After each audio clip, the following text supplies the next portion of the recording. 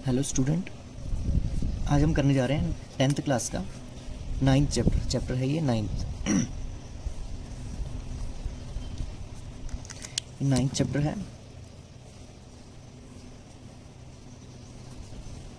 इसका नाम है सम एप्लीकेशन ऑफ ट्रिग्नोमेट्री। ठीक है, ट्रिग्नोमेट्री की एप्लीकेशन है। तो ये चैप्टर करने से पहले हमें क्या करना पड़ेगा, जो 8th चैप्टर है इसका, उसके कुछ फॉर्मूलेज हमें याद होने चाहिए। अगर नहीं भी है तो मैं इसी वीडियो में आपको समझा दूंगा।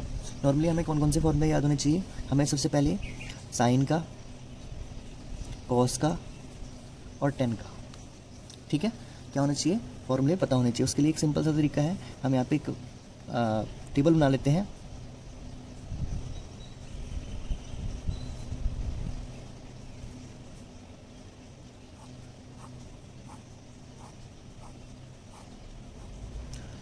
ये हमने एक टेबल बना दिया है। इस टेबल को हम ऐसे भी लर्न कर सकते हैं, पंडित बद्री प्रसाद हर हर बोले सोना चांदी तोले। ठीक है, तो इससे क्या होगा, यहाँ नीचे से हमने देखना है साइन। साइन क्या होता है, परपेंडिकुलर अपॉन हाइपोटेनियस। ठीक है, यानी कि मैं यहाँ पे लिख लेता हूँ sine is equal to perpendicular upon hypotenuse. ठीक है, ओके। उसके बाद ये है कॉस। कॉस क्या होगा, कॉस होगा हमारे पास बेस अपॉन हाइपोटेनियस। क्या होगा, बेस अपॉन हाइपोटेनियस। ठीक है, उसके बाद ये है टेन। टेन हमारे पास क्या होगा, टेन हमारे पास होगा, ये पी होना था यहाँ पे, पंडित बद्री प्रसाद। और जो टेन है वो हमारे पास क्या होगा, परपेंडिकुलर अपॉन बेस, यानी कि परपेंडिकुलर अपॉन बेस। ठीक है, तो अभी हमें ये भी पता है कि साइन का उल्टा क्या होता है, कॉस का उल्टा क्या होता है, टेन का उल्टा क्या होता है। ठीक है, तो इसी को थोड़ा आगे कर लेते हैं। साइन का उल्टा क्या होता है, साइन का उल्टा होता है कॉसेक। साइन का उल्टा कॉसेक होता है। तो कॉसेक हमारे पास क्या हो जाएगा, कॉसेक थीटा हमारे पास क्या होगा, कॉसेक क्या होगा हमारे पास ये जाएगा इसका उल्टा, इसको रेसिप्रोकल कर दोगे, यानी कि हाइपोटेनियस अपॉन परपेंडिकुलर। इसी तरह से कॉस, इसी तरह से टेन। अब देखो कॉस का उल्टा क्या होता है, सेक, सेकेंड होता है ना, तो सेकेंड इसको रेसिप्रोकल कर लो, ये हमारे पास हो जाएगा हाइपोटेनियस अपॉन बेस। ठीक है, और टेन किसका उल्टा होता है, कॉट का। कॉट इज इक्वल टू क्या हो जाएगा, बेस अपॉन परपेंडिकुलर। तो इस तरह से हमने एक टेबल फॉर्म की यहाँ पे। इजीली हम इसको याद करने के लिए हमने इसको बोला पंडित बद्री प्रसाद हर हर बोले सोना चांदी तोले। ठीक है, तो इसमें हमें क्या पता चल गया, साइन, कॉस और टेन।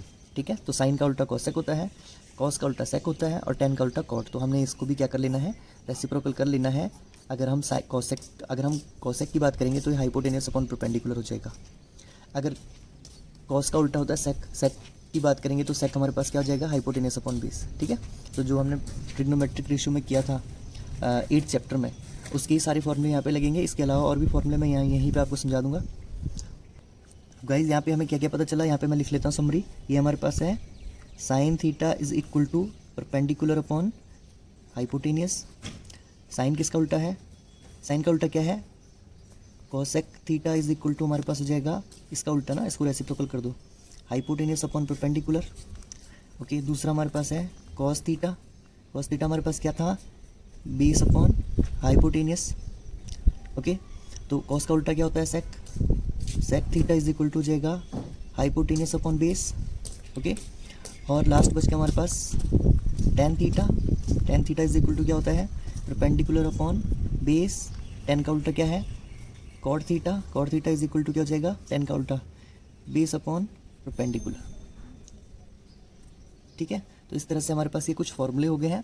ठीक है, तो हमें ये सारे फॉर्मूले इसी चैप्टर में काम आएंगे। इसके अलावा और फॉर्मूले हैं, मैं वो लिखवा रहा हूँ। इसके अलावा हमें पता होना चाहिए ट्रिग्नोमेट्रिक रेशियोज। ठीक है, ट्रिग्नोमेट्रिक रेशियोज में यहाँ पे लिख लेता हूँ। वैसे तुम्हारी बुक के आगे अगर तुम खोल के देखोगे तो ट्रिग्नोमेट्रिक रेशियोज भी वहाँ पर है। ठीक है, और आपने हम उसका यूज़ भी किया है 8th चैप्टर में। तो उसके लिए हमारे पास और चीज़ होनी चाहिए,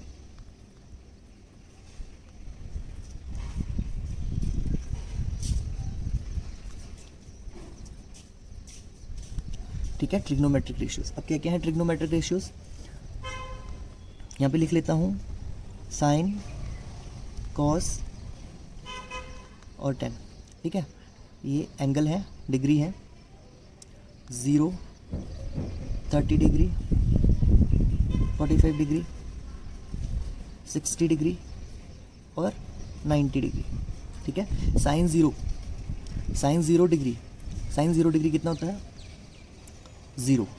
ओके, तो उसके बाद साइन 30 डिग्री कितना होता है, 1/2, साइन 45 1/√2। ओके, इसी तरह से आप बुक से ये टेबल देख सकते हैं और उसको लर्न भी कर सकते हो। इसका तरीका भी मैं एक वीडियो बनाऊंगा किस तरह से ये फॉर्म होता है, ट्रिग्नोमेट्रिक रेशियोज फॉर्म भी हो सकता है। अगर तुम्हें याद नहीं है तो तुम एग्जाम हॉल में क्रिएट कर सकते हो, खुद बना सकते हो। ठीक है, मैं इसको पूरा फिल कर लेता हूँ तब तक। तो स्टूडेंट मैंने ये टेबल फिल कर दिया है। ठीक है, ये टेबल कैसे बनता है ये भी मैं आपको बता दूंगा एक वीडियो में। ठीक है, तो इसको भी तुम खुद ही क्रिएट कर सकते हो। साइन 0 डिग्री होता है, साइन 31/2, साइन 45 1/√2, साइन 60 √3/2 और साइन 90 हमारे पास 1 हो जाता है। ठीक है, अगर ये यहाँ से शुरू हो रहा है, कॉस क्या होगा, यहाँ कॉस और साइन में क्या फ़र्क है, साइन का जो ज़ीरो है वो कॉस की 90 के बराबर उसकी वैल्यू आएगी। ठीक है, जो साइन का 30 है वो 60, मतलब ये यहाँ से इधर की ओर जाएगा तो ये यहाँ से इधर की ओर आएगा, अगर एक तरह से तुम देख पा रहे हो तो। ठीक है, तो हमें फ़िलहाल इसको लर्न कर लेना है, ये बहुत काम आएंगे। अगर ये हमें रेशियोज़ नहीं पता होंगे तो हम इस चैप्टर को नहीं कर सकते, बिल्कुल नहीं कर सकते। ठीक है, अब गाइज इसके क्वेश्चन बहुत लेंथी है। ठीक है, लिखने में मेरे को काफ़ी टाइम लगेगा, इसलिए मैं क्वेश्चन रीड आउट कर लेता हूँ, अपनी बुक से देखकर उनको समझ ले। पहला क्वेश्चन इसका फर्स्ट क्वेश्चन कर लेते हैं, क्वेश्चन नंबर 1। क्वेश्चन नंबर 1 में वो मैं रीड आउट कर लेता हूँ। ये क्वेश्चन मैंने लिखा हुआ है वैसे यहाँ पे, ये लिखा हुआ है a circus artist is climbing 20 metre long rope. एक सर्कस आर्टिस्ट है, वो 20 मीटर लॉन्ग लंबी रस्सी पर चढ़ रहा है, which is tightly stressed and वो टाइट की हुई है, बांधी हुई है, from a top of vertical pole. हमें इस स्टेटमेंट को पढ़ के यहाँ पे एक फिगर भी ड्रॉ करना है, क्योंकि फिगर अगर ड्रॉ करेंगे तो ये ज़्यादा इजीली हमें हो जाएगा। Okay, if the angle made by rope with ground level is 30 degree. तो हमें फाइंड करना है, क्या फाइंड करना है, क्वेश्चन अभी मैंने पूरा नहीं लिखा है। तो सबसे पहले हमें क्या पता है कि एक सर्कस आर्टिस्ट है, इसको अगर देखो, अगर हम फिगर बनाते हैं तो आधा से ज़्यादा तो ये वैसे सॉल्व हो जाता है। ठीक है, बाकी रही उसके बाद उस पर ट्रिग्नोमेट्रिक रेशियोज लगाने की, तो वो बहुत मतलब 50% से ऊपर हो जाता है हमारे पास फिगर ड्रॉ करने के बाद। तो वो कह रहा है एक सर्कस आर्टिस्ट है, वो 20 मीटर लॉन्ग रोप पे चढ़ रहा है। ठीक है, तो और वो जो रोप है ना वो बंधी हुई है एक पोल पे। तो ये पोल वर्टिकल पोल ऐसा होगा। ठीक है, ये पोल है, पोल के टॉप पे वो बंधी हुई है, यहाँ पे बंधी हुई है, एक सिरा उसका यहाँ पे बंधा हुआ है और एक किनारा उसका यहाँ पे बंधा हुआ है। ठीक है, ग्राउंड पे, ओके, ग्राउंड पे बंधा है ये। ठीक है, और जो ये रस्सी है ना, ये रस्सी है, ये कह रहा है कि ये इसके साथ ग्राउंड के साथ इसने एंगल बनाया 30 डिग्री। ठीक है, कितना बनाया, 30 डिग्री बनाया इसने इसका। ठीक है, और रोप ये ही होगी, रोप ये नहीं होगी। ठीक है, ये वर्टिकल पोल है, ध्यान रखना। इसका नाम भी तुम दे सकते हो, A, B एंड C। तो ये रोप है, इसको मैं लिख लेता हूँ। इसका कितना है, इसकी कितनी है, 20 मीटर है ये। ओके ओके, अब हमें उसने क्या बोला कि क्या निकालना है। ठीक है, मैं एक बार क्वेश्चन पढ़ लेता हूँ। तो ये वर्टिकल पोल है। ठीक है, वर्टिकल पोल यानी कि ये क्या होगा, ग्राउंड के साथ 90 डिग्री बनाएगा। ठीक है, 90 डिग्री बनाएगा, डेफिनेटली बनाएगा 90 डिग्री। और रोप ने ग्राउंड के साथ कितना डिग्री बनाया, 30 डिग्री। वो तो क्वेश्चन में ही मेंशन किया हुआ था उसने। ओके, इसको सिस्टमेटिक वे से कैसे सॉल्व करेंगे, सबसे पहले हम गिवन डाटाज लिख लेते हैं। गिवन डाटा क्या है हमारे पास जो गिवन डाटा यहाँ पे लिख सकते हैं, गिवन है लेंथ ऑफ रोप लिख सकते हैं। Length of rope is equal to 20 metre हमारे पास दे रखा है। ठीक है, और थीटा हमारे पास कितना दे रखा है, थीटा हमारे पास दे रखा है 30 डिग्री। ओके, तो हमने क्या फाइंड करनी है, क्वेश्चन में लिखा हुआ है फाइंड द हाइट ऑफ पोल, यानी कि फाइंड करनी है ये पोल की हाइट पता करनी है। ठीक है, फाइंड करनी है हाइट ऑफ पोल। अब एक चीज़ देखो गाइज, ये हमारे पास एक क्या है, राइट एंगल ट्रायंगल है। तो ये इसमें क्या होता है, ये परपेंडिकुलर है, ये बेस है और ये हाइपोटेनियस है। अब हमने देखना है कि हमारे पास क्या चीज़ गिवन है और हमने निकालनी क्या चीज़ है। ठीक है, यानी कि हमारे पास गिवन है हमारे पास क्या, हाइपोटेनियस, और हमने निकालना है परपेंडिकुलर। तो हाइपोटेनियस परपेंडिकुलर का रेशियो किस में होगा, हाइपोटेनियस परपेंडिकुलर का रेशियो किस में निकल के आ रहा है, साइन थीटा में। ठीक है, क्योंकि हमारे पास साइन थीटा क्या होता है, साइन थीटा होता है परपेंडिकुलर अपॉन हाइपोटेनियस, होता है ना। अभी देखा ना हमने, देखो हमें दो चीज़ देखनी है, एक हमें गिवन क्या है और हमने निकालना क्या है। तो गिवन हमारे पास हाइपोटेनियस था और निकालना हमने क्या था, परपेंडिकुलर। ये परपेंडिकुलर है ना। ठीक है, तो हाइपोटेनियस और परपेंडिकुलर का रेशियो किस में आ रहा है, ये साइन में आ रहा है। अब तुम कहेंगे सर ये तो कोसेक में भी आ रहा है, तो कोई भी तुम अप्लाई कर सकते हो जिसकी तुम्हें ट्रिग्नोमेट्रिक रेशियोज सटीकली याद हो। ठीक है, तो ज़्यादा बेटर है कि तुम साइन लगा लो यहाँ पे, साइन भी लगाओगे तब भी निकल जाएगा, कॉसेक भी लगाओगे तब भी निकल जाएगा, ठीक है। तो हम साइन लगा लेते हैं, कोशिश करो कि यही सारी चीज़ें लगाओ, ये ज़्यादा बेटर है क्योंकि इनके हमें रेशियोज़ पता होते हैं, ठीक है, किस डिग्री पर कितना इसका वैल्यू है। तो साइन थीटा हमने लिया, sine theta perpendicular upon base. क्यों लिया परपेंडिकुलर अपॉन बेस? क्योंकि हमारे पास sorry sine theta perpendicular upon hypotenuse सी क्यों लिया हमने? क्योंकि हमारे पास हाइपोटेनियस गिवन था और हमें परपेंडिकुलर निकालना था। अगर हमें हाइपोटेनियस गिवन होता और हमें बेस निकालना होता है तो हम कौन सा फॉर्मूला लेंगे? फिर ये वाला फॉर्मूला लग जाएगा। अगर हमें कुछ भी इन दोनों में से एक दिया हुआ है, जैसे परपेंडिकुलर दिया हुआ है और बेस निकालना है तो हम 10 वाला लगा लेंगे, या बेस दिया हुआ है परपेंडिकुलर निकालना है तो 10 लगा देंगे यहाँ पे, ठीक है। ओके, तो हमारे पास यहाँ पे हाइपोटेनियस दिया हुआ था और हमने निकालना था परपेंडिकुलर। ओके, तो साइन थीटा हमारे पास कितना है? थीटा हमने ये वाला नहीं लेना, ये वाला थीटा ये वाला लेना, theta 30।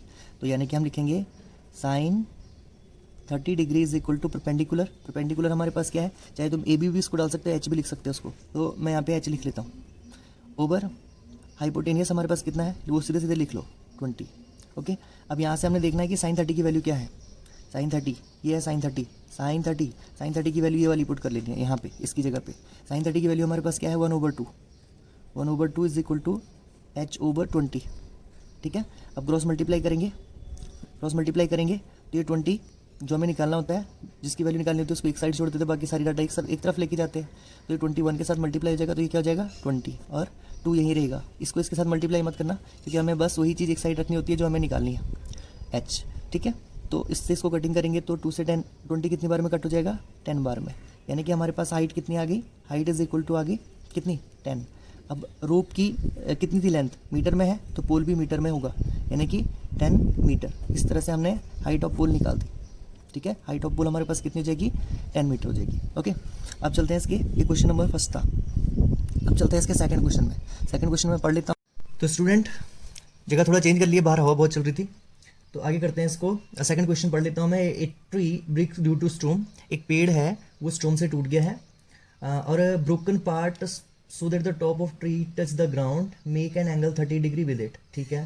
The distance between the foot of the tree to the point where the top touch the ground is 8 metre, find the height of tree, ठीक है। क्वेश्चन को बड़े ध्यान से आपने पढ़ना है, उसको अंडरस्टैंड करना है। क्वेश्चन समझने से ही क्वेश्चन का फिगर ड्रॉ होगा, ठीक है। देखो मैं यहाँ पे एक फिगर बना लेता हूँ कि कह रहा है एक पेड़ है, ये पूरा पेड़ क्लियर है, एक पेड़ है ये, ठीक है। पहले सीधे खड़ा था, अब ये पेड़ किसी एक पर्टिकुलर पॉइंट से टूट गया, यहाँ से टूट गया, सपोज दैट यहाँ से टूट गया है ये, और ये टूटने के बाद इधर की ओर बेंड हो रहा है। ओके, बैंड हो गया और ये ग्राउंड पे टच हो गया, ये ग्राउंड पे टच हो रहा है। अब जो पेड़ का जो फुट है, यानी कि इस पॉइंट से और जहाँ पे ये पेड़ का टॉप टच हो रहा है वहाँ तक की दूरी उसने बोला हुआ है, हमें गिवन है कि वो 8 मीटर है, तो लिख लेते हैं 8 मीटर। और ग्राउंड के साथ जो टूटी हुई जो उसकी टहनी है या जो टूटा हुआ पार्ट है वो कितने डिग्री का एंगल बना रहा है? वो बना रहा है 30 डिग्री का एंगल, क्लियर है। ओके, तो हमें क्या करना है? वो बोल रहा है find the height of tree. तो हाइट ऑफ ट्री तो इतनी तो नहीं होगी, पूरी टूटने से पहले पेड़ इतना लंबा रहा होगा, है ना, इतना लंबा रहा होगा। ओके, यहाँ से टूट गया, यहाँ से इसके 2 पार्ट कर लो, ठीक है। इसको नेमिंग कर दो, नेमिंग करने से क्या होता है, ये इजीली सॉल्व हो जाता है। यानी कि इसको बोल देते हैं ए, इसको बोल देते हैं बी, इसको बोल देते हैं सी, इसको बोल देते हैं डी। अब एक चीज़ बच्चों यहाँ पे क्लियर होनी चाहिए हमें कि जो ए बी है वो किसके बराबर होगा? B D. क्यों?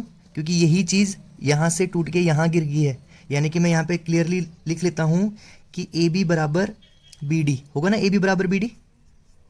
अरे ये जो चीज़ है ना, ये चीज़, यही चीज़ यहाँ गिरी हुई है, यानी कि ये चीज़ और ये चीज़ सेम होगी, क्लियर है। ओके, अब हमें गिवन क्या क्या है, सबसे पहले गिवन लिख लेते हैं। गिवन हमारे पास क्या है? सी डी गिवन है। सी डी हमारे पास कितना है? 8 मीटर। और थीटा हमें गिवन है, थीटा कितना है? 30 डिग्री। तो हमें क्या निकालना है? हाइट फाइंड करनी है। हाइट हमारे पास क्या है? A B plus B C. Height क्या है? A B plus B C, यानी कि मैं इसको ए सी भी बोल सकता हूँ, ए सी भी बोल सकता हूँ, और क्या बोल सकता हूँ? इसको बोल सकता हूँ A B plus B C, clear है। अब ये ए बी है ना, ए बी तो फाइंड होगा नहीं, लेकिन क्या फाइंड हो जाएगा? बी डी फाइंड हो जाएगा। तो यानी कि ए बी की जगह मैं क्या लिख सकता हूँ? B D. बी सी तो फाइंड हो जाएगा। ये क्लियर है ना, ये इतना कॉन्सेप्ट क्लियर है। अगर इतना क्लियर हो गया तो यानी कि 50% ऑलमोस्ट तुम्हारा 90% क्वेश्चन सॉल्व हो गया, फिगर भी ड्रॉ हो गया और हमें पता भी लग गया कि हमें निकालना क्या है। ओके, अब सबसे पहले एक चीज़ यहाँ पे हमें क्या क्या निकालना है, एक तो हाइपोटेनियस निकालना है और एक परपेंडिकुलर निकालना है। ठीक है, तो अलग अलग स्टेप में हम निकालेंगे इसको। अगर तुम पहले है परपेंडिकुलर निकाल रहे हो, परपेंडिकुलर अगर तुम पहले परपेंडिकुलर निकाल रहे हो तो यहाँ पे देखो गिवन क्या है हमारे पास, बेस है, निकालना क्या है, परपेंडिकुलर। अरे है ना, तो जहाँ पे बेस और परपेंडिकुलर की बात होती है, बेस और परपेंडिकुलर की बात होती है, बेस और परपेंडिकुलर की, वहाँ पे कौन सा फॉर्मूला लगता है, टेन थीटा का। क्या लगता है, टेन थीटा का, क्योंकि परपेंडिकुलर और बेस, परपेंडिकुलर और बेस किस में आ रहा है, 10 में आ रहा है। कॉर्ड में भी आ रहा है, ये भी लगा सकते हो, लेकिन वैल्यूज हमें ऑलमोस्ट जो मेन है उन्हीं का पता होता है, तो हम 10 लगा लेते हैं यहाँ पे। ठीक है, तो हम लिखेंगे क्या लेंगे, यहाँ पे सीधे सीधे लगा लेते हैं, tan theta is equal to perpendicular upon base. Okay, theta हमारे पास गिवन है, पुट कर लो थीटा की वैल्यू, थीटा कितनी है, 1030। परपेंडिकुलर हमें नहीं पता है, तो परपेंडिकुलर की जगह हम क्या लिखेंगे, बी सी। ओके, बेस हमारे पास कितना है, बेस हमारे पास है 8। ओके, ये क्लियर है। अब 1030 की वैल्यू क्या होती है, मैंने टेबल बनाया था, 1030 की वैल्यू हमारे पास है 1/√3। तो लिख लो इस 1030 की जगह वैल्यू, 1030 की वैल्यू क्या है, 1/√3 इज इक्वल टू BC/8। अब इसको क्रॉस मल्टीप्लाई करेंगे ना, क्रॉस मल्टीप्लाई, तो BC को यहीं रहना है, क्योंकि BC की हमें वैल्यू पता होनी चाहिए। ठीक है, जिसकी वैल्यू निकालनी होती है वो हमेशा एक साइड छोड़ा जाता है। तो 8 1 के साथ मल्टीप्लाई हो जाएगा, तो 8 1 जाए 8 ओवर में √3 इज इक्वल टू BC। यहाँ से हमें BC की वैल्यू पता चल गई, इसको इतना ही छोड़ दो। ओके, अब देखो हमें क्या क्या पता है लग गया, एक तो इसका परपेंडिकुलर अभी हमने निकाल दिया, ये भी हमें पता है, और एक हमें बेस पता है। ठीक है, तो अब हमें क्या निकालना है, हाइपोटेनियस। तो सबसे इजीली हम क्या करेंगे, नॉर्मली सबसे आसान हमारे पास क्या होता है, साइन का। ठीक है, हाइपोटेनियस परपेंडिकुलर अपॉन हाइपोटेनियस होता है साइन का, होता है ना, क्योंकि हमें एक चीज़ जो गिवन होती है वो लगानी है, और एक जो निकालनी होती है यानी कि जिसकी वैल्यू फाइंड करनी होती है वो लगानी होती है। तो हमें परपेंडिकुलर भी पता है, अभी हमने निकाला इसका। ठीक है, और हम क्या निकालेंगे, अब क्या निकालेंगे, इसका हाइपोटेनियस। ठीक है, तो परपेंडिकुलर और हाइपोटेनियस किस में होता है, वो होता है परपेंडिकुलर और हाइपोटेनियस किस में होता है, साइन में। तो हम यहाँ पे लगाएंगे sine theta is equal to perpendicular upon hypotenuse. Sine theta, theta कितना है 30, ये हो जाएगा sine 30 degree is equal to, perpendicular क्या है हमारे पास, परपेंडिकुलर है BC ओवर हाइपोटेनियस हमारे पास क्या है, BD। ओके, क्लियर है। साइन 30 की वैल्यू, साइन 30 की वैल्यू कितनी होती है, साइन 30 इज इक्वल टू 1/2। तो यहाँ पे साइन 30 की वैल्यू लगा देंगे, 1/2 is equal to BC over BD। ठीक है, BC की वैल्यू हमें पता है, अभी हमने निकाली है BC की वैल्यू। ठीक है, तो पहले इसको क्लियर कर लेता हूँ मैं, यहाँ से क्रॉस मल्टीप्लाई करूँगा। ठीक है, हमें निकालना क्या है, BD, तो BD यहाँ चले जाएगा, ऊपर मल्टीप्लाई हो जाएगा, BD/2 is equal to, BC की वैल्यू पुट करो, BC की वैल्यू क्या है, 8/√3। यही है, क्लियर है इतना। ओके, अब BD हमें निकालना, तो BD के एक साइड छोड़ना पड़ेगा, बाकी जितनी भी डाटाज हमारे पास है उनको उधर शिफ्ट करना पड़ेगा। तो ये 2 इसके साथ मल्टीप्लाई हो जाएगा, तो ये क्या हो जाएगा, BD इज इक्वल टू 8 को 2 से मल्टीप्लाई करेंगे तो कितना हो जाएगा, 8 to the 16 ओवर √3। तो BD की वैल्यू निकल गई। ठीक है, BD की वैल्यू निकल गई। अब यहाँ पे देखो BD किसके बराबर है, BD बराबर मैंने पहले बताया था, BD किसके बराबर होगा, BD किसके बराबर है, BD किसके बराबर है, AB के बराबर। BD बराबर AB लिख सकता हूँ मैं, यानी कि AB की वैल्यू मेरे को पता चल गई है। अगर BD की वैल्यू आ गई तो AB की भी आ गई, सेम ही होगी वो, है ना। अब हमें क्या निकालना है, हाइट ऑफ ट्री। क्या निकालना है, height of tree. So the height of tree is equal to, height of tree क्या थी हमारे पास, हाइट ऑफ ट्री क्या थी, AB देखो यहाँ पे शुरू में लिखा था, हाइट ऑफ ट्री हमारे पास क्या है, AB प्लस BC या BD प्लस BC। तो हाइट ऑफ ट्री हमारे पास क्या हो जाएगी, सीधे सीधे मैं यहाँ पे BD की जगह क्या लगा लेता हूँ, AC रख लेता हूँ। तो ये हमारे पास हाइट ऑफ ट्री क्या हो जाएगी, AB प्लस BC। तो AB की वैल्यू निकाल दी है, AB और BD तो सेम है ना, यानी कि BD की जगह हम AC की वैल्यू पुट कर सकते हैं। तो AB की वैल्यू हमारे पास कितनी निकली, 16/√3 प्लस BC की वैल्यू कितनी निकली, 8/√3 निकली ना। BC की वैल्यू है हमारे पास 8/√3। ओके, अब यहाँ पे मेरे पास क्या है, हाइट ऑफ ट्री यानी कि AC है वो है 16√3 प्लस 8/√3, 16/√3 प्लस 8/√3। दोनों का एलसीएम ले लेता हूँ, दोनों का एलसीएम मेरे पास क्या आ जाएगा, √3 आ जाएगा। दोनों का एलसीएम क्या आ जाएगा मेरे पास, √3। ऊपर कितना हो जाएगा, ये प्लस हो जाएगा, 16 और 8 कितना हो जाएगा मेरे पास, 16 और 8 कितना हो जाएगा, 24 हो जाएगा। स्टूडेंट इसका आंसर इतना भी हो सकता है, ठीक है, लेकिन ध्यान रखना कभी भी जो रूट है वो डिनोमिनेटर में नहीं होना चाहिए, इसलिए हम इसको क्या करेंगे, रैशनलाइज करेंगे। यहाँ तक ये क्लियर हो गया था ना आपका। देखो दोनों के नीचे √3 है तो एलसीएम हमारे पास √3 हो जाएगा, और ऊपर की डिजिट क्या हो जाएंगे, प्लस, क्योंकि दोनों के डिनोमिनेटर में सेम डिजिट है। अगर सेम डिजिट होती है तो वही उसका क्या हो जाता है, एलसीएम हो जाता है। तो √3 यहाँ भी था, √3 यहाँ भी था, ठीक है, तो हमने √3 ले लिया इसका एलसीएम और ऊपर वाली डिजिट नॉर्मली प्लस कर दी, तो ये हो जाएगा 20/√3। अब हम क्या करते हैं, कभी भी रूट को डिनोमिनेटर में नहीं लिखते हैं, तो ये हो जाएगा हमारे पास 24√3, ठीक है। यहाँ तक भी तुम्हारा आंसर सही है। तो हम क्या कर लेते हैं, इसको रैशनलाइज कर लेते हैं, ऊपर भी √3 से मल्टीप्लाई करते हैं और नीचे भी √3 से मल्टीप्लाई करते हैं। इससे क्या होगा, नीचे वाला रूट हट जाएगा, क्योंकि यहाँ पे देखो √3 को अगर मैं √3 के साथ गुणा करूंगा तो क्या हो जाएगा, √3 मल्टीप्लाई √3 = 3 हो जाएगा। तो नीचे मेरे पास क्या बन गया, नीचे मेरे पास आ गया 3, √3 मल्टीप्लाई हो रहा है ना, तो √3 क्या हो रहा है हमारे पास, 3 हो रहा है, और इसको मल्टीप्लाई करेंगे तो ये क्या हो जाएगा, 24√3, ठीक है। अब इस 3 को हम क्या कर सकते हैं, कटिंग कर सकते हैं, 24 से कितनी बार में, 8 टाइम्स में, 3 8 जा 24, तो ये हो जाएगा 8√3।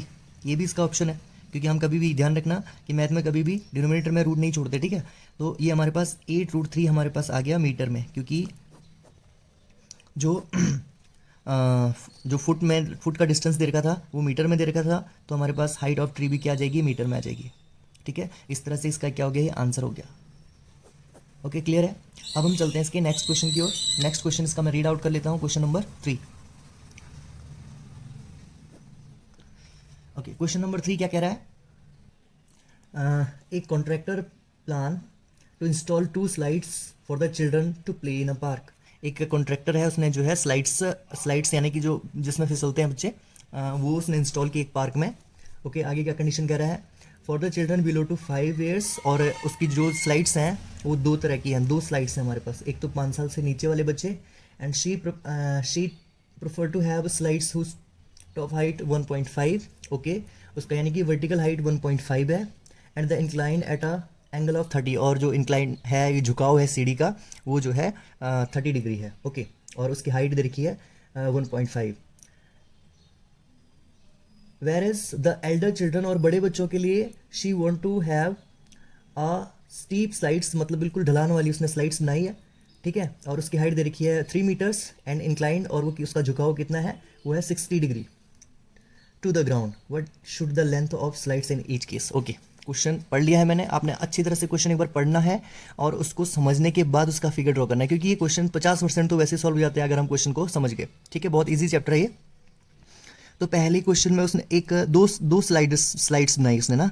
ओके, मैं बना लेता हूँ ऐसे, ये देखा होगा तुमने, ऐसे पार्क में लगा रहता है, ओके,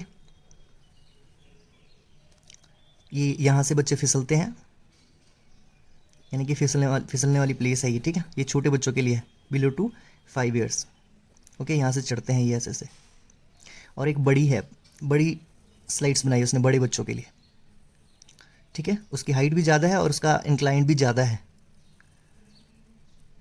ओके। तो कह रहा है what should the length of slides. Okay, ये स्लाइड्स की लेंथ हमें पता करनी है दोनों केसेस में। छोटे बच्चों के लिए जो एंगल है, इंक्लाइन है, वो ग्राउंड के साथ कितना डिग्री, 30 डिग्री, और जो ये इसकी हाइट दे रखी है वो है 1.5 मीटर, ओके।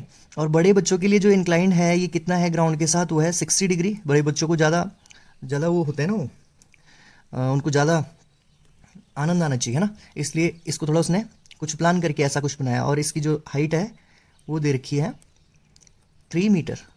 ऐसा तो ऑब्वियस होता है, अब बचपन में हम छोटे छोटे झूलों में झूलते हैं, और जब बड़े होते हैं तो बड़े बड़े राइड्स हम लेते हैं, है ना, चरखी वगैरह आपने देखा होगा, ओके। तो इसी तरह से उन्होंने भी प्लान किया कि एक छोटे बच्चों के लिए बना दी स्लाइड्स और एक बड़े बच्चों के लिए बना दी। तो छोटे बच्चों के लिए है उसका वो ज़्यादा स्टीप भी नहीं है, ज़्यादा मतलब अगर जल्दी से आएंगे बच्चे तो गिर जाएंगे ना, मुंह वगैरह चोट लग जाएगी उनको। और बड़े बच्चों का तो चलता है, वो तो गिरते खेलते रहते हैं, ठीक है। तो ये हमारे पास दो कंडीशन है, ये मैं लिख लेता हूँ, इसका नाम दे देता हूँ, नेमिंग करना जरूरी है, ABC, और इसका नाम दे देता हूँ PQR, कुछ भी दे दो जो तुम्हें अच्छा लगता है। तो हमने दोनों केसेस में क्या करना है, ये जो स्लाइड्स है इसकी लेंथ फाइंड करनी है, तो ये बड़ा ही ईजी हो जाएगा तुम्हारे लिए, ठीक है। ओके, तो कि आप इसको ईजिली कर पाओगे, इसके लिए केसेस नॉर्मली यहीं पे एक ही पॉइंट में हो जाएगा ये, ठीक है। गिवन वगैरह आपने खुद लिखना है कि क्या गिवन है, कैसा गिवन है, ठीक है। हमारे पास क्या दे रखा है, परपेंडिकुलर, और हमने क्या निकालना है, हाइपोटेनियस। यहाँ पे भी क्या दे रखा है, परपेंडिकुलर, और निकालना क्या है, हाइपोटेनियस। और परपेंडिकुलर और हाइपोटेनियस का कौन से ट्रिग्नोमेट्रिक रेशियोज में आता है, परपेंडिकुलर अपॉन हाइपोटेनियस, ठीक है। ये पेज मैंने लिख के रखा हुआ है बार बार, perpendicular upon hypotenuse, perpendicular upon hypotenuse किस वाले केस में आ रहा है, sin 30, यानी कि दोनों में ही sin 30 वाला फॉर्मूला लगेगा। तो यहाँ पे लगा लेते हैं sin 30 degree is equal to perpendicular upon hypotenuse, और यहाँ पे भी होगा sin डिग्री, ये हो जाएगी हमारे पास, यहाँ पे पहले डिग्री थीटा लिख लेना था, sin theta is equal to यहाँ पे भी होगा परपेंडिकुलर अपॉन हाइपोटेनियस। अब वैल्यू पुट कर लेते हैं, sin 30, थीटा की वैल्यू कितनी दे रखी है, sin 30 degree is equal to perpendicular, सीधे सीधे पुट कर लेते हैं 1.5 है, और हाइपोटेनियस AC डाल देते हैं, हाइपोटेनियस AC है, ओके। और यहाँ पे देखो साइन थीटा हमारे पास क्या दे रखा है, साइन थीटा कितना है, 60 डिग्री है यहाँ पे, ओके। और यहाँ पे परपेंडिकुलर है 3, और यहाँ पे हाइपोटेनियस हमें निकालना है, ठीक है। क्रॉस मल्टीप्लाई करेंगे, साइन 30 की वैल्यू कितनी होती है, साइन 30 की वैल्यू है 1/2, तो यहाँ पे हम इसकी जगह क्या पुट कर लेंगे, 1/2 is equal to 1.5 AC, okay. थोड़ा आगे जाना पड़ेगा अगले पेज में। और यहाँ पे भी हम पुट कर लेते हैं साइन 60 की वैल्यू, साइन 60 की वैल्यू कितनी होती है, साइन 60 की वैल्यू है √3/2, ठीक है। ये आपको याद करना है, √3/2, बार बार पेज लेके आ रहा हूँ मैं, ठीक है। जैसे जैसे आप सम सॉल्व करेंगे वैसे वैसे फॉर्मूले याद हो जाएंगे, 3/h, ओके। तो इसको आगे चलते हैं, टर्न करते हैं पेज आगे। पीछे हमारे पास क्या था, 1/2 इज इक्वल टू 1.5 AC, और दूसरा वाला जो केस था उसमें था √3/2 इज इक्वल टू 3/h, ठीक है। h हमारे पास हाइपोटेनियस था ना, हाइपोटेनियस में PR है, तो यहाँ पे आप PR लिख लेना, ओके। तो क्रॉस मल्टीप्लाई करेंगे, ये इसके साथ मल्टीप्लाई हो जाएगा, तो ये क्या हो जाएगा, AC इज इक्वल टू, ये 2 इसके साथ मल्टीप्लाई हो जाएगा, तो 2 × 1.5, और यहाँ पे PR यहाँ मल्टीप्लाई हो जाएगा, तो ये हो जाएगा PR √3 इंटू कर लो बीच में, इज इक्वल टू 2 3 जा 6, सीधे सीधे लिख लिया है, 2 × 3 कर लो, ओके। तो ये AC की वैल्यू हमें पता चल गई, 1.5 × 2 करेंगे तो 3 मीटर हो जाएगा ना, 1.5 दूनी 3 होता है ना, ओके। और यहाँ पे हमारे पास क्या है, देखो हमें PR की वैल्यू निकालनी है, तो PR यहीं छोड़ना पड़ेगा, PR इज इक्वल टू, इसको मल्टीप्लाई करो, 2 3 जा 6/√3, तो PR इज इक्वल टू, मैंने बोला √3 को डिनोमिनेटर में नहीं रखते हैं, तो फिर से रैशनलाइज करेंगे, 6/√3 मल्टीप्लाई करेंगे √3 से यहाँ भी और √3 से यहाँ भी, इससे क्या होगा, नीचे वाला रूट कैंसिल हो जाएगा, है ना। तो PR इज इक्वल टू जाएगा हमारे पास √3 मल्टीप्लाई √3, हमारे पास कितना हो जाएगा, 3 हो जाएगा, है ना। यहाँ पे पिछली बार बताया था, √3 मल्टीप्लाई √3 कितना होता है, 3, ओके। तो दोनों के डिनोमिनेटर में हमारे पास क्या है, 3 है, तो इसको हम ऊपर कैसे लिखेंगे, नॉर्मली मल्टीप्लाई था, ओके, हाँ मल्टीप्लाई था, एलसीएम लेने की जरूरत नहीं है, सॉरी, √3 को 3 लिख लिया, और इसको मल्टीप्लाई करेंगे, ये हो जाएगा 6√3, ठीक है। तो PR की वैल्यू हमारे पास क्या आ गई, 3 से 6 को काट सकते हैं 2 टाइम, 2√3, ओके। तो स्टूडेंट जो PR की वैल्यू है, PR की वैल्यू आ गई हमारे पास 2√3 मीटर, ओके।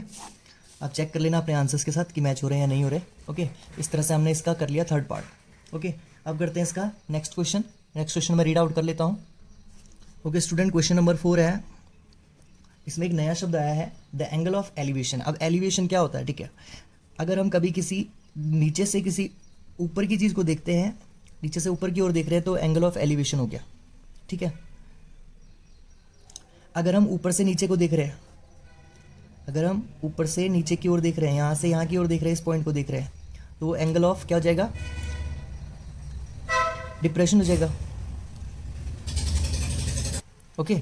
तो अगर हम नीचे से ऊपर की ओर देख रहे हैं तो एंगल ऑफ एलिवेशन होगा, और अगर नीचे से ऊपर की ओर देख रहे हैं तो एंगल ऑफ एलिवेशन हो गया, अगर ऊपर से नीचे की ओर देख रहे हैं तो एंगल ऑफ क्या हो जाएगा, डिप्रेशन हो जाएगा, ठीक है। तो ये कह रहा है angle of elevation, the angle of elevation of top of a tower from a point on a ground which is 30 metre away from a foot of tower is 30 degree, find the height of tower. ठीक है, तो हमने सबसे पहले एक figure बना लेना है। फिगर बनाते ही हमारा 50% क्वेश्चन तो वैसे ही सॉल्व हो जाएगा। ओके, तो हम क्या बना लेते हैं, एक टावर बना लेते हैं। टावर हमेशा सीधा वर्टिकल, ठीक है, टावर हमेशा क्या होता है, वर्टिकल। यहाँ पे मैंने ये बना दिया, इसलिए यहाँ पे इधर की ओर बना रहा हूँ। ये टावर है, ये क्या कह रहा है, angle of elevation of the top of tower from a point of ground, ground से, किसी ग्राउंड से, यानी कि ये ग्राउंड से angle of elevation top of tower, यानी कि यहाँ की ओर, ये यहाँ की ओर है ना, यहाँ से यहाँ की ओर, यानी कि यहाँ पे से देख रहे हैं, ठीक है, ऊपर की ओर देख रहे हैं, तो एंगल ऑफ एलिवेशन है ना, एंगल ऑफ एलिवेशन, दोबारा पढ़ लेता हूँ, angle of elevation of top of tower from A point of ground, ground के किसी पॉइंट से angle of elevation top of tower, यानी कि ये टॉप ऑफ टावर है यहाँ पे, ठीक है, इस 30 मीटर अवे फ्रॉम। अब जो ये पॉइंट है ना, ये इस टावर के फुट से कितने मीटर की दूरी पर है, ये है इससे 30 मीटर की दूरी पर, 30 मीटर की दूरी से देख रहे हैं इसको, ठीक है, 30 मीटर मतलब फुट ऑफ टावर से 30 मीटर की दूरी से हम क्या कर रहे हैं, उस टावर का टॉप देख रहे हैं, ठीक है, इस 30, अब ये जो डिग्री है ये बना रही है यहाँ पे 30 degree. Find the height of tower, हमें क्या करना है, टावर की हाइट पता करनी है। ओके, इस ये हमारे पास ए है, ये हमारे पास बी है, ये हमारे पास सी है, ठीक है, हमारे पास जो जो गिवन है वो हमने लिख लेना है कि क्या क्या हमारे पास गिवन है। थीटा हमारे पास गिवन है और बेस हमारे पास सी, बेस ये बेस है ना, बेस हमें गिवन है, बेस हमारे पास 30 है, तो हमारे पास गिवन क्या है, गिवन है थीटा, थीटा हमारे पास है 30 डिग्री, और हमारे पास बेस पता है, बेस हमारे पास क्या है BC, और वो हमारे पास है 30 मीटर, ठीक है, हमें हाइट निकालनी है, वही वाला फॉर्मूला है ना, बार बार यही यूज़ होगा, बहुत ईजी चैप्टर है ये। तो हमारे पास गिवन क्या है, बेस, और हमें क्या निकालना है, परपेंडिकुलर। बेस और परपेंडिकुलर किस में आता है, बेस और परपेंडिकुलर हमारे पास आता है 10 में, तो हम यहाँ पे 10 थीटा वाला फॉर्मूला लगाएंगे, ठीक है, तो लिख लेते हैं 10 theta is equal to perpendicular upon base. Okay, value put कर लो, थीटा कितना है 10, थीटा हमारे पास 30 है, परपेंडिकुलर हमारे पास पता नहीं है, AB है, यानी कि तुम उसको H भी मान सकते हो, AB भी लिख सकते हो, ओवर बेस हमारे पास कितना है 30। ओके, अब हमें 10 30 की वैल्यू पता होनी चाहिए। 10 30 की वैल्यू क्या होती है, 1/√3, क्या होती है 1/√3 is equal to AB/30। Cross multiply करेंगे, 30 को 1 के साथ ले जाएंगे, है ना, हर बार सेम, तो ये हो जाएगा 30/√3 इज इक्वल टू, यहाँ पे बेचारा AB बच जाएगा अकेला। ओके, अब मैंने क्या बोला, कभी भी रूट को डिनोमिनेटर में नहीं छोड़ते, तो फिर से वही टर्म, इसको क्या करेंगे, रैशनलाइज करेंगे, तो क्या हो जाएगा 30/√3 मल्टीप्लाई, ऊपर भी √3 से और नीचे भी √3 से मल्टीप्लाई करेंगे, और यहाँ बच जाएगा AB, ठीक है। अब नीचे हमारे पास क्या होगा, √3 मल्टीप्लाई √3 लिख लेता हूँ, √3 मल्टीप्लाई √3 इज इक्वल टू 3, ये मल्टीप्लाई करेंगे तो यहाँ जाएगा 3, ठीक है, और ऊपर मल्टीप्लाई जाएगा, ये जाएगा 30/√3 is equal to AB। Okay, AB क्या है, हाइट ऑफ टावर, तो 3 से 30 को कैंसिल कर सकते हैं कितने टाइम्स, 10 टाइम्स में, तो AB की वैल्यू हमें पता चल गई फाइनली। AB हमारे पास है 10√3, ग्राउंड के साथ यूनिट क्या दे रखी थी हमारे पास, मीटर, तो AB हमें पता चल गया है, AB हमारे पास हो गया 10 मीटर, यहाँ पे लिख भी सकते हैं, thus the height of tower is 10√3 metre, ठीक है। इस तरह से हमारा ये क्वेश्चन भी सॉल्व हो गया। अब चलते हैं इसके नेक्स्ट क्वेश्चन की ओर। ओके स्टूडेंट, आज फिलहाल इनफ है, 4 क्वेश्चन आपने अच्छी तरह से रिवाइज कर लेने हैं, ठीक है, अच्छी तरह से। कोई भी अगर आपको समझ में नहीं आता है तो आप मेरे को कमेंट्स कर सकते हैं, आप मेरे को बता सकते हैं कि ये समझ में नहीं आया, मैं इसको दोबारा समझाऊंगा। अब इसके जो नेक्स्ट पार्ट हैं, क्वेश्चन नंबर नेक्स्ट और जो क्वेश्चन होंगे उनको अगले वीडियो में आप ज़रूर देखें, लाइक और सब्सक्राइब करें, शेयर करें। Thank you.